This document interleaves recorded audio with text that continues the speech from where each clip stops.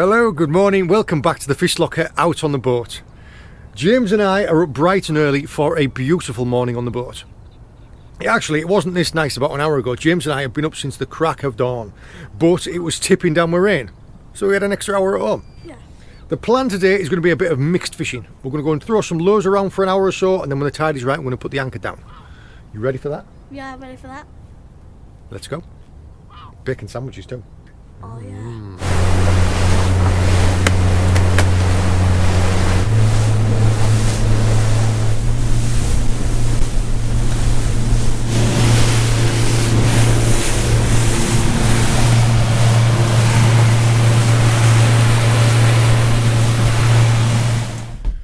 Wow, we have not had many days like this year.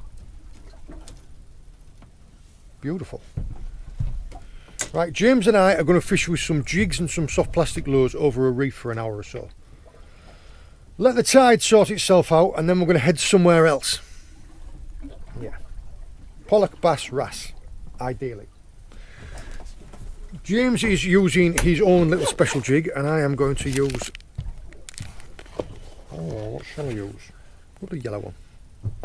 In fact, actually, we're not drifting very fast. We're only going 0.37. I might go for a smaller one.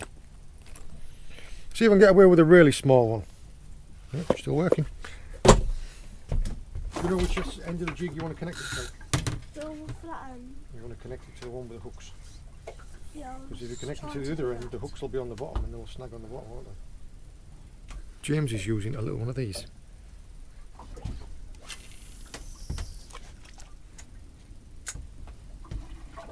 Put loads of layers on, didn't we, before we left the house this morning because it was freezing. Like it was frost all over the van. And now it's glorious. You're doing a good job. I can see your little lure flicking about there. Good job. We have slightly smaller tides today. So it limits what you can do. It isn't ideal tides for the fishing that we're doing. Fishing over reefs, you generally want a little bit more tide. Just because the predator fish, like the pollock and the bass, feed better when the tide's running. We're out for scratching wrasse. And also, there wasn't much to be doing until the tide had sorted itself out. Because the fishing that we want to be doing is with the tide flooding. And we've got one more hour of the ebb left.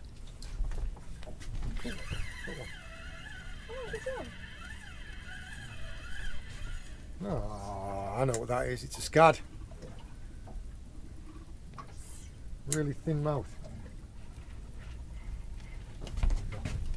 Oh, I've got a fish on. Oh! I think that would be like a pollock or something. I bet when I'm watching back in the video now when I'm editing it, that bite was going on for ages while I was baiting that hook and I hadn't seen it.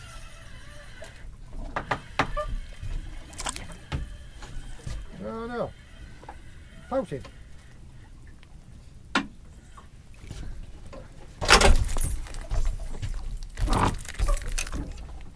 Pouting. Oh, well done. Yeah, don't go crazy with it because you'll maybe pop the hook out of it. What's a wrasse? Female cuckoo. Alright,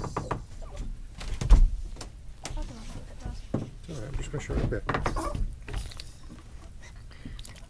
James has caught a lovely little female cuckoo wrasse that's just splashed the lens.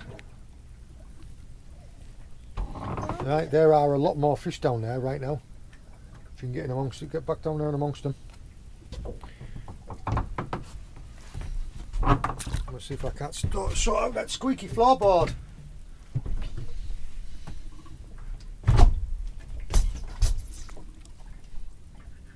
Right, bring them up. Oh, well done. Tell you what, you don't need any help from me, do you? Oh, hello. You drop it off, did you? Aha. No, I still have my bait. You haven't got any bait on the bottom one. Yeah.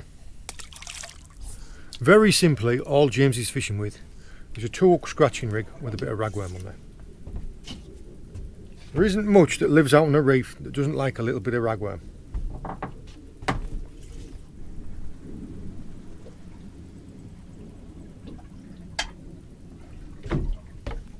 You need your gloves? No. There you go, you've got it. Let's start winding. There you go.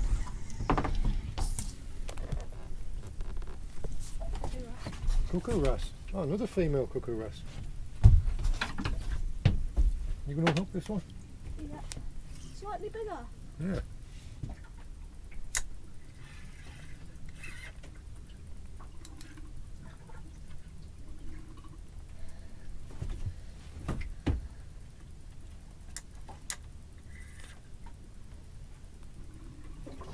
Good. Can you give me a little hand? Just 1 second, Jim. Snag them. Haven't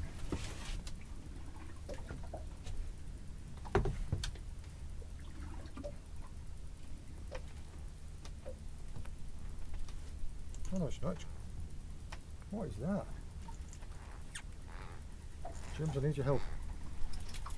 Pick up my rod and start reeling. I think this is an octopus. That Russell just had to wait. Yeah. Start reeling. Yeah, so I think that's Right. an octopus. Walk backwards. Keep reeling. Keep reeling.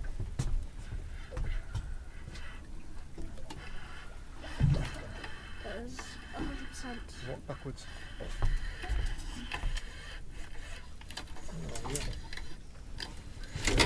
Right. Come to this side. Start winding.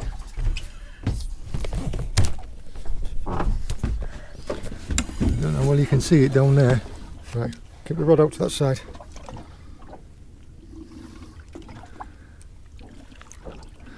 Right. And again. Good man. Up.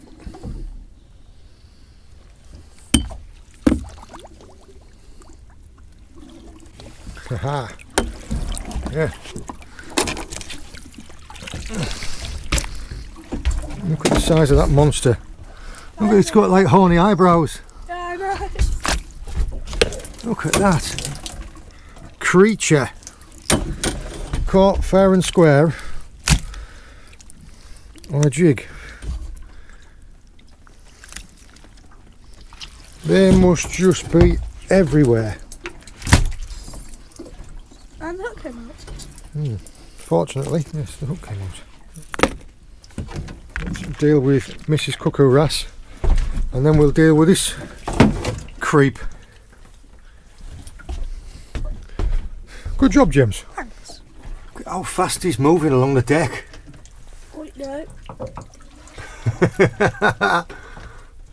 They are wicked, aren't they?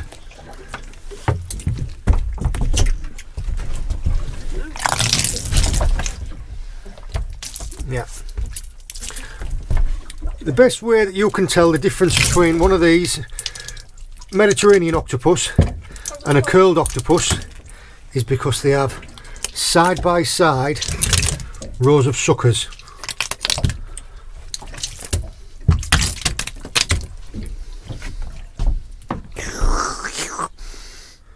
Look at the size of them. Like stretched out, his tentacles are probably 4 foot across. Yeah, that's as big as me. Yeah. That's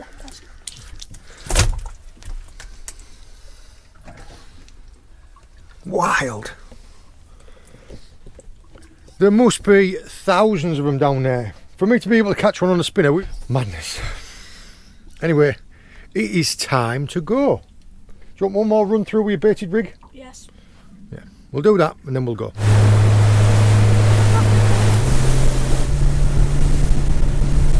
These are the conditions that you want. Yeah, this is nice. This is nice. James is just enjoying a little bit of breakfast. I'm going to go and put the anchor down. Once we've sat back in the tide, I will show you all the rods, the rigs, the baits, everything like that. Yeah, we are just on the turn of the tide now. I don't know if you can tell, but we're spinning around a little bit. Yeah, this is why there was no point coming here earlier, because you need the tide to be flowing, otherwise you just spin round.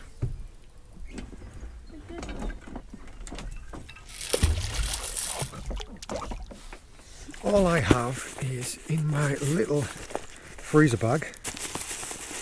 Not only do I have our bacon, but I have some ragworm. Went and got a pound of rag from Jammy last night, and we're going to fish these on spinning setups. These are 40-gram spinning rods, and these are, well, this is a 4,500 size slammer. But I've got 2 slammers, a spin fisher, and I don't know if it's a rival. Can't remember. It's fierce. Yeah, it's just our spinning gear, because we're only fishing at this moment in time. We're in 4 meters of water. Yeah, we're going to be fishing shallow. Fishing for things like bass and bream and flounders. Minimal tackle is required. All that we are using. James and I knocked up some of these last night. They're just a very simple hook length of about 2 feet of 25-pound fluoro, ending in a strong hook. We've got some chinnoos and we've got some, these are, I think, in Mustard Aberdeen Perfect and 1 and 1/0 with a couple of beads. And we'll be fishing those on either a locked in lead or a running ledger. I'm trying to keep my voice down, and we're trying not to bang around on the boat because the fish can hear and feel the vibrations through the water. And yeah, it's only real shallow. Sorry. Yeah, just made up a load of these rigs last night. And we're going to keep 3 or 4 baited.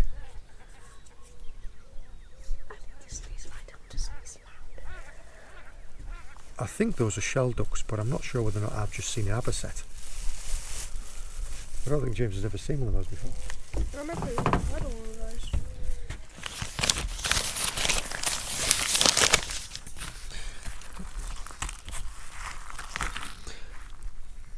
I'm just going to hook on a couple of 3 or 4 of these onto there. That's it. Start from the head. Good job. There you are. A locked in lead and some ragworms with the beads.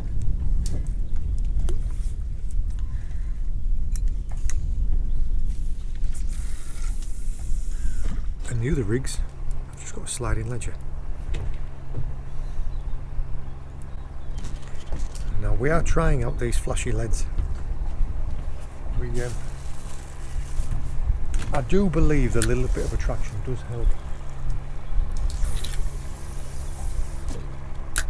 And if you're putting beads on there for added attraction, I think the leads might change. I mean, it doesn't necessarily attract the fish as if it thinks, oh, I like that. I believe it probably just thinks, oh, what is that?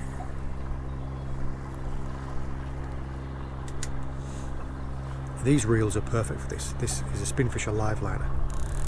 It allows you to let drag run off.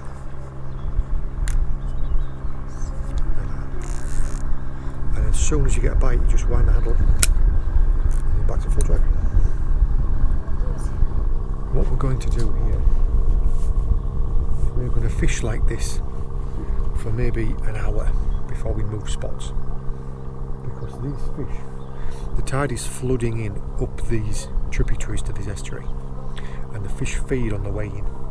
We are a little bit early in the season, but there is nothing else doing, so I thought it was worth a go. Give it a little bit of time, we'll cook some breakfast as well. Fingers crossed. Is it still there, is it? I feel a little knocking. Feel a little knocking, dear. Yeah. What do you think it's going to be? Do you think it's going to be a little bass, or do you think it's going to be a little bream, I think. Alright. Hasn't done much. That's because there's nothing there. Damn it.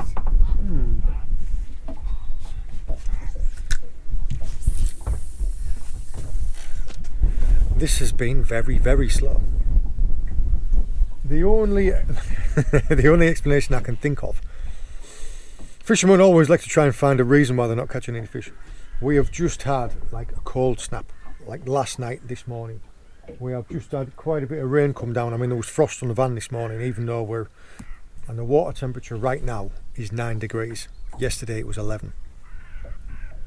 So it's quite cold. So I don't know if that's had an effect on it, but yeah. We haven't had a scrap of a bite. That was it. That was literally it. I would normally expect to be catching probably 15 to 20 little schoolie bass, as well as hopefully some bream, and we haven't had a knock. This is location number 2. We are right in the shadow of HMS Argus. Whether or not that's going to be a good thing or a bad thing, we're yet to find out. But yes, James is going to be watching these rods while I sort us out a little bit of dinner. So inside of our cooler bag we have some nice bacon, and in amongst the other things we have the rest of our snacks. You alright there, James? Do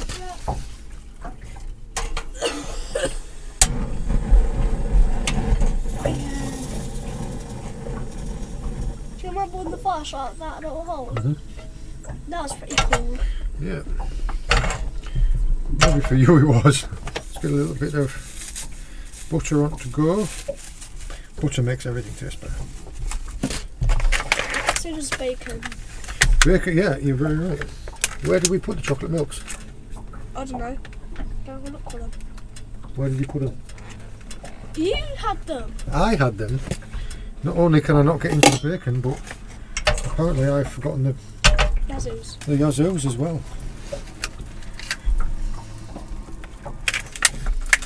Are you sure I didn't give them to you?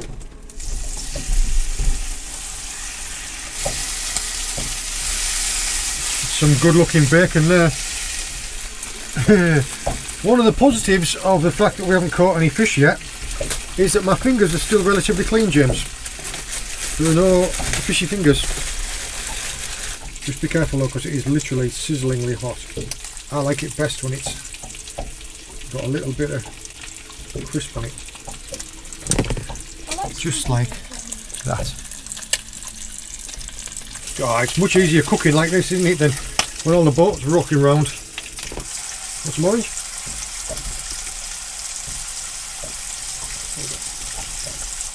I've had this conversation with people before in the videos when I was talking about bacon and sausages. And bacon, I like it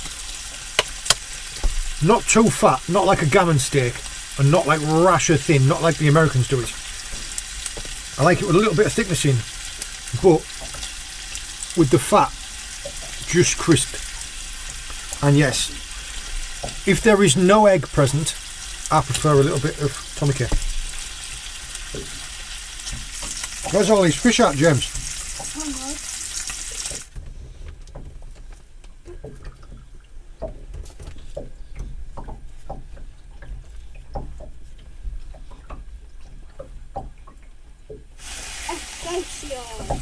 Excelsior.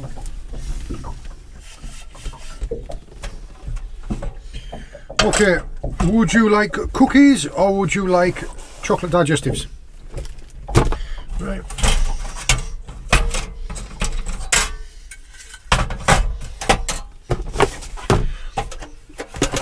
You want to start bringing one of them rods in then, James? Right. Right, we are about packed up. It has been a beautiful day out on the boat to be able to come out. I can't believe we caught an octopus this early on in the year. We completely blanked on the giltheads though. I think we're just too early. Water's too cold, it's still too early. Yeah, we'll give it another couple of months. I did manage to go out and put my pots out for a couple of days. I don't work them through the winter. I mean, we're still, you can see there's no leaves on any of the trees yet. It is still early on in the season. I saw a very small weather window and I did go and put my pots out over like 3 days. I will put that in the air now. Yeah, we'll finish washing down the rest of the boat when we get onto the mooring. We will see you later. You hungry again? No. No, it's a miracle. I have come to try and get James his fishing fix. Because I wasn't able to get him on the fish on the boat, I brought him down to the pier. And what we're going to be doing is we're going to be using some of the ragworm, the really, really little ones, fishing with LRF gear. Now these rigs are almost microscopic. We're using size 12s, size 14s and size 16s. And the fish that we're fishing for are like this. But as James says, a fish is a fish. Oh, that. If you can see that down there actually.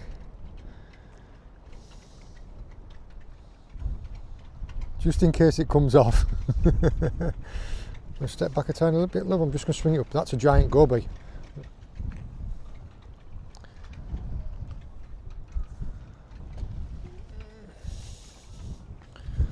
That there actually is quite a special one. Yeah, they're an endangered species even. We went out earlier today and we blanked on the target species. Yeah. So I've said to him that we'll come down here and we'll try and scratch a couple of fish out to make the day worth something. Yeah. Still a good Monday. Yeah. Beautiful day. I don't know if you can see. I don't know if you can see the blue hue along the top of that dorsal, the back of its tail. Yeah, that's a lovely fish. I don't know how well you're going to be able to see it, but it's literally, we have a drop shot hook about 3-4 inches above the lead, and we have another one below it. So effectively I've created a 1 up 1 down, or a Wessex rig, but LRF style, and it's baited with the tiniest little scraps of ragworm. And I think this might be like a 4 gram sinker. Do you need me to get you out of there again, James? James, do you need me to get you out of there again?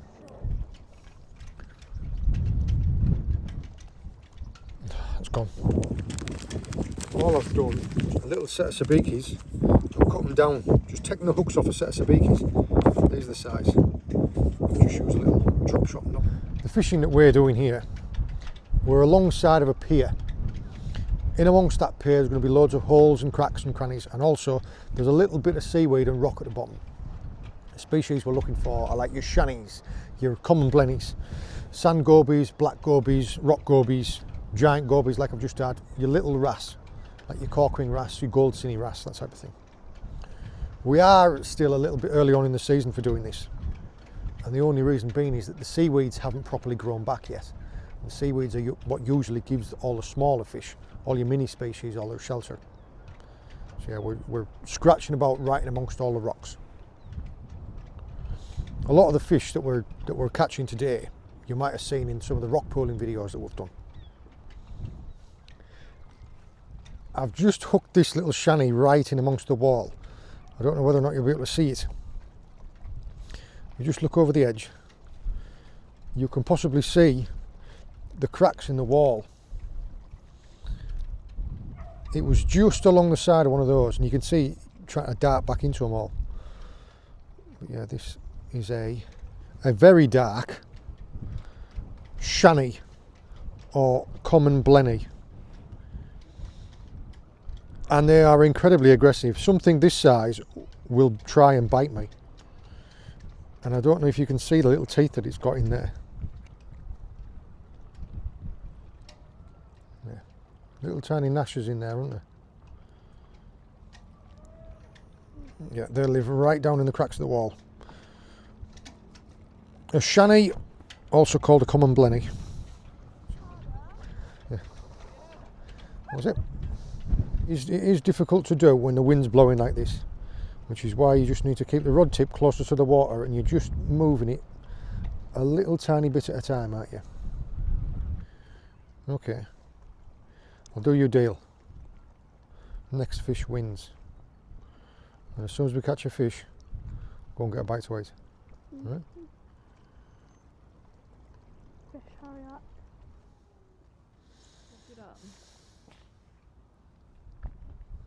Swung my hand round, and now I have a hook.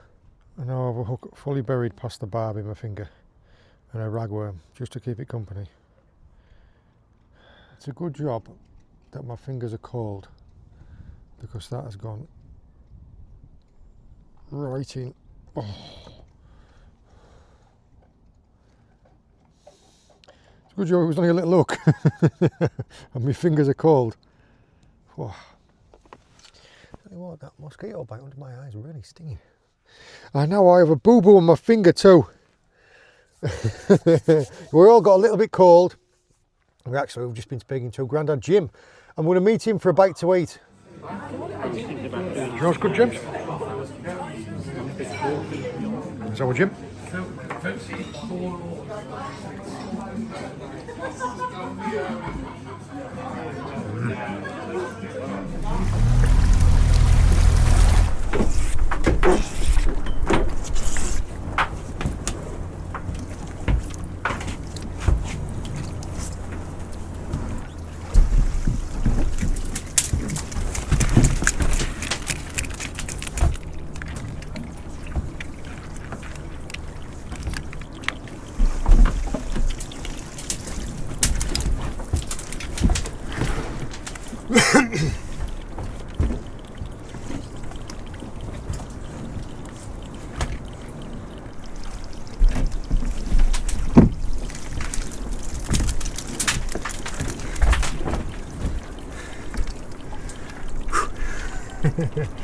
Yeah, they've done really well.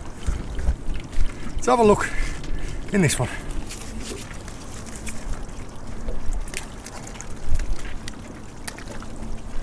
Spider crab, and tell you what, that'll be close. Oh. A female that is 2mm undersized.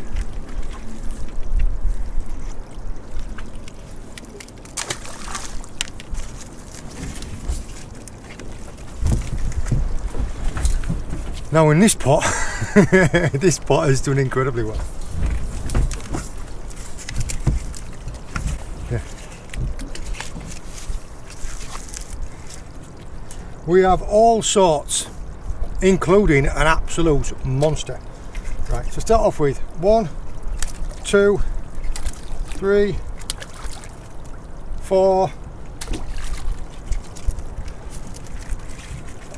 5 velvet swimming crabs, a dead wrasse, that's probably gone in the pot, and then these have killed it. First one out I want to look at, this one is a little female with no claws. We'll call that a pistol. Yeah, she's undersized. This one here is looking like, yeah, that's going to be big enough. Where's my measure?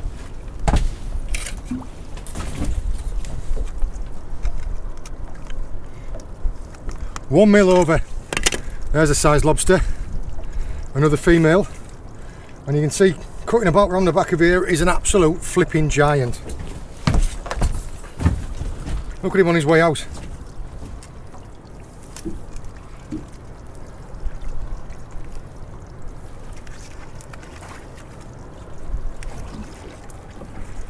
I'm just going to spin this boat around for the sun.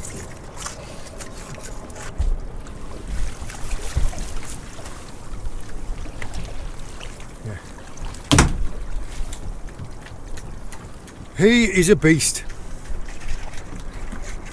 That cruncher claw on there is an absolute monster, look. I don't even need to measure him. He is going to be, yeah, 110 at least.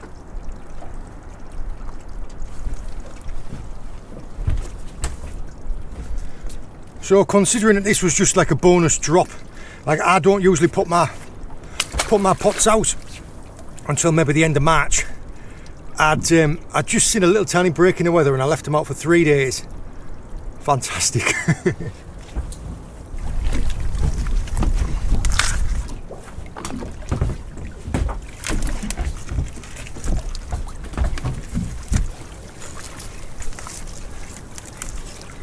It is absolutely packed full of crabs in there, and a couple of little lobsters. Now these are velvet swimming crabs. I've covered this in videos before, but I'll quickly talk about them now. These are one of the most aggressive ones that you'll find on our shores. They are wicked. They'll lay in a pot like that upside down, and as soon as you put your hand in to try and put it in there, they'll grab out of you. They've got bright red eyes and like lovely blue flashes on there. We used to call them devil crabs when we were kids. They've got a velvety texture across the shell and these swimming legs. That's why they're called the velvet swimming crab. 1, 2, 3, 4, 5, 6, 7, 8, 9, 10,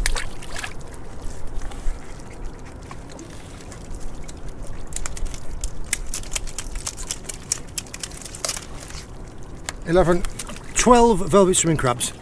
I don't know how well you can see as well on there, but this one and a couple of the other ones are females carrying eggs. Swing this boat around again. The boat keeps swinging round facing the sun, so I'm all washed out. Yeah, first world problems, eh?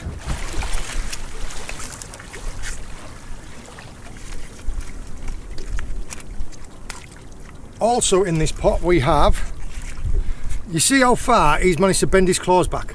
This is why you are more likely to get nipped by a tiny one than a big one. Because when you try and get hold of them, their claws can come all the way back and they're quite fast. A little male,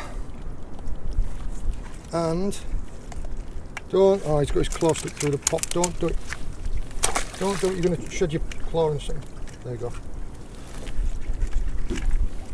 You dozy sod. Look, another one trying to, and another little male. Yeah, you need to be careful with the smaller ones because they'll nip you. These guys are well undersized. It'll be 2 more years before they're big enough to keep. We also have some brown edible crabs.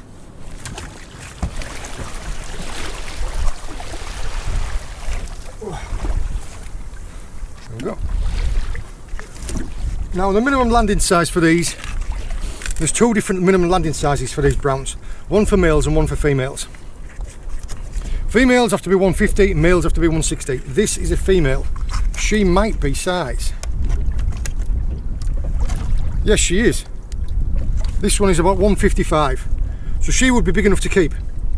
However, there's only one, and we prefer the white meat. And the white meat is found in the claws and in the knuckles.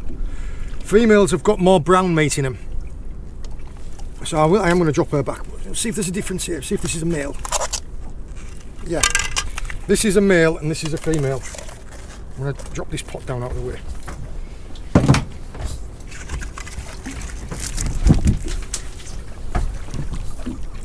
Male, female. The males underneath have got a narrow V, have got a narrow apron. Females have got a larger one. Also, you can see that this male is a lot smaller than this female, and yet the claws are the same size. Males always get larger claws. So yeah. Well undersized, oversized, but not exactly what we're after. We're after some lobsters. And we have found them. That is fantastic.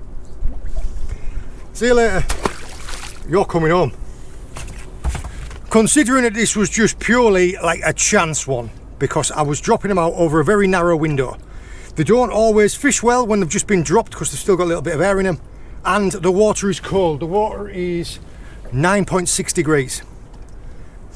I'm not going to complain about the sun shining, but yeah, the boat just wants to sit with the camera facing the sun for some reason. We've managed to work these pots in a very narrow window. We have a brilliant catch rate. Let's go and take them back ashore.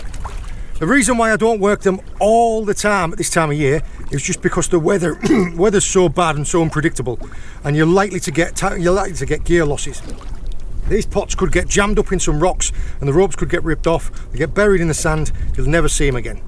And not only do they continue to fish like that, called ghost fishing, but it's quite a bit of money. I mean, there's a lot of money's worth here. One of the things that you don't get to see is all like the little bits of other life that comes up with the pots. Like all this has fallen off it because it's been part of a merle bed. And I've just spotted in here, we have quite a unique little crab.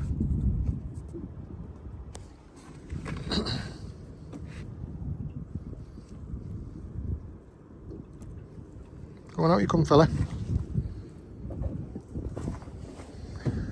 That there is a Leach's spider crab.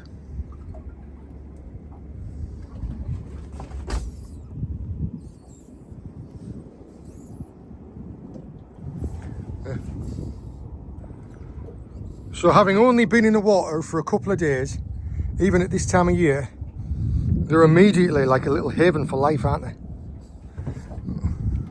Little bits all over. And quite regularly, you do find other things coming up on the pots. I'll put that down there.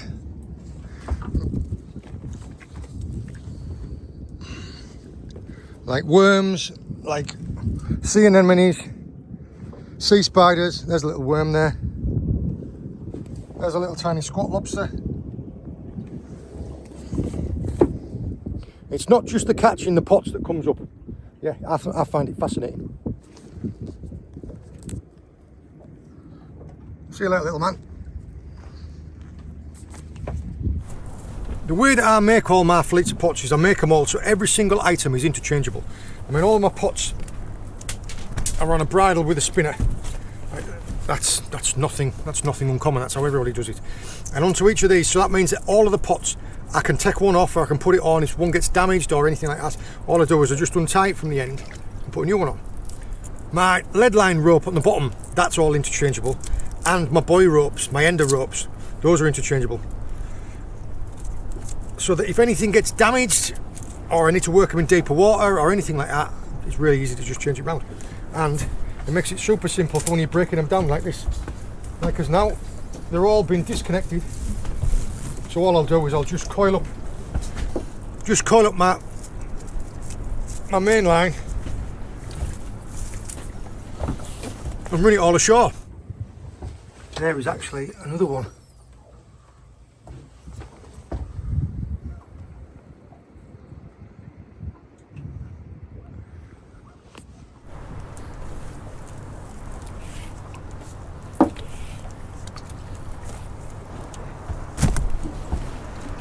There you go. All done. All broken down, ready to be taken ashore. You see how many little snails come up on them now, don't you? They are everywhere in here.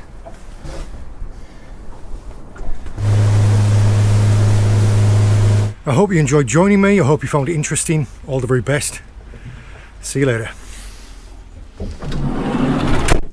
If you enjoyed this video, make sure to check out the Fish Locker YouTube channel, where we have hundreds of videos from our adventures just like this one. We upload new videos every Sunday evening, so don't forget to click subscribe and we'll see you on the next one. Let's go.